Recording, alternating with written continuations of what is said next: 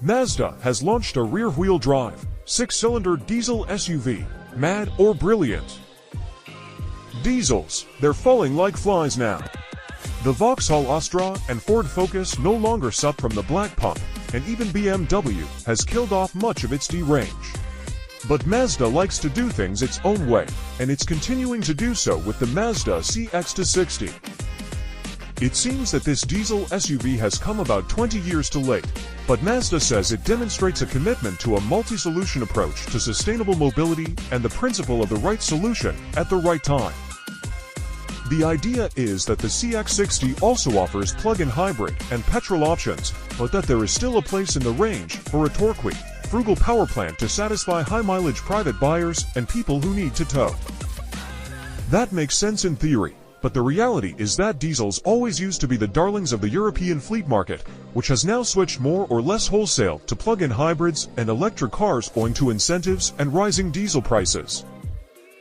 The other problem is that, although the CX-60 PHEV impressed us on the launch, we subsequently ran one as a long-term test car and found it wasn't very efficient. The gearbox was clunky.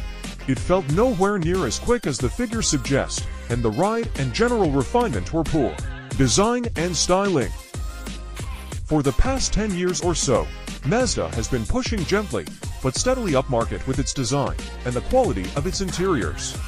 It hasn't been shouting about it, because such claims, if spurious, inevitably get picked apart by anyone who has set foot in a BMW or Audi. It has just steadily been improving, which is arguably the right way to go about it. And now comes the next step, the right mechanical layout to push into the higher segments. Mazda has developed an all-new architecture for longitudinally mounted engines, giving native rear-wheel drive.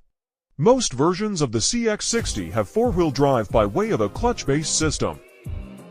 The plug-in hybrid version uses a 1.93 bhp development of the 2.5-liter Skyactiv-G engine found in the Mazda CX-5, supplemented by a 173 bhp electric motor driving through an all-new 8-speed transmission. The latter is a conventional planetary gearbox, but instead of a torque converter, it uses a wet multi-plate clutch, a similar setup to what you will find in many Mercedes-AMGs. A 17.8 kilowatt-hours total capacity lithium-ion battery under the cabin floor supplies the current for the motors.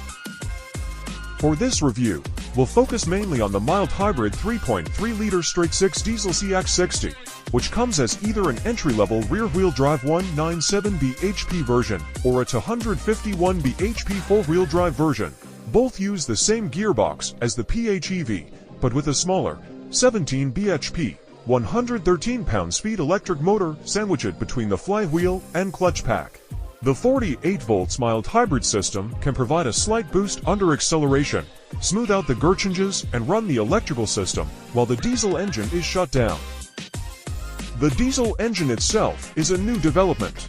Mazda reckons a bigger right-sized engine doesn't need to work as hard as a downsized one, and can therefore run cooler and more efficiently, governed for longer periods by its innovative new combustion control software, than a smaller one. The net result, it says, is a 6-cylinder engine with better fuel economy than a 4, plus the benefits of a 6-spot, smoothness, and a more appealing sound. The innovations are twofold. The first are piston heads with roughly half-egg-shaped combustion chambers that use the available air more efficiently. The other is what Mazda calls distribution-controlled partially premixed compression ignition (DCPCI). The idea is that by partially premixing the air and fuel before they enter the cylinder, it can burn at a lower temperature without producing more soot or NOx. Interior. We had plenty of gripes with our plug-in hybrid long-termer, but the interior ambience was decidedly not one of them. Mazda wants to establish a uniquely Japanese brand of premium that is different in nature, but equal in quality to what you get from the German marques. That is most obvious in Takumi trim, with its light maple wood, fabrics, leather, and unusual stitching. In the entry-level exclusive line, some of the leather and fabric is replaced with slightly less special leatherette. However, you still wouldn't be disappointed stepping into it from a BMW X3. The CX-60 also maintains an array of physical buttons and switches, a usability delight. There's a general feeling of simplicity. That's mostly a positive, although the digital gauge cluster could have been made more useful with some extra configurability. The CX-60's cabin is far from the most practical, however. You might expect the tall and wide center console, when relieved of the battery pack it houses in the hybrid, to have plenty of deep storage bins, but there are just the two cup holders and a pretty shallow space under the armrest. The wireless charging tray isn't very deep, and the charger itself often malfunctioned during our testing. The rear legroom is similar to that in an Alfa Romeo Stelvio or Audi Q5, but slightly tighter than a BMW X3s. Some SUVs from the class below, which use transverse engines, have more space in the back. The Mazda is quite a way behind on boot space, with just 477 liters. The X3 and Q5 have 550 liters, while the Mercedes GLC has 620. Some of this deficit is explained when you lift up the floorboard.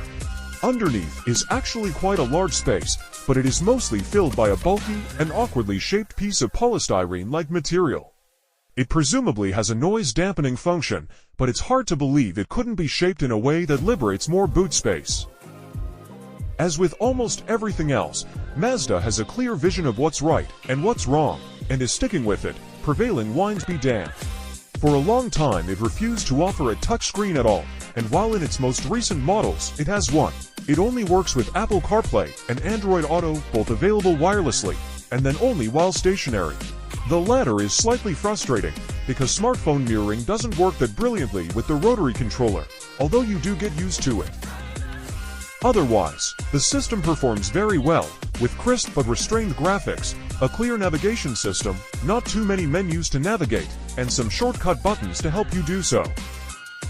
The standard stereo system sounds decent, and gives you options to tweak the sound. You can't have the Bose alternative in the exclusive line, but having tried it on another occasion, it's not a huge upgrade. Engines and performance.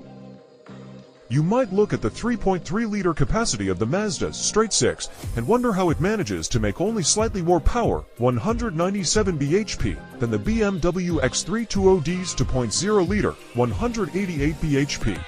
For comparison, that's a specific output of just 60 bhp per liter for the Mazda, versus 94 bhp per liter for the BMW. The thing is, that is deliberate, to a point. An under-stress 6-cylinder will be nicer to drive and more economical than a harder working 4. That's Mazda's theory, and it claims a thermal efficiency of 40%. To make matters worse on paper, our rear-wheel drive CX-60 was 57 kilograms heavier than the four-wheel drive X3.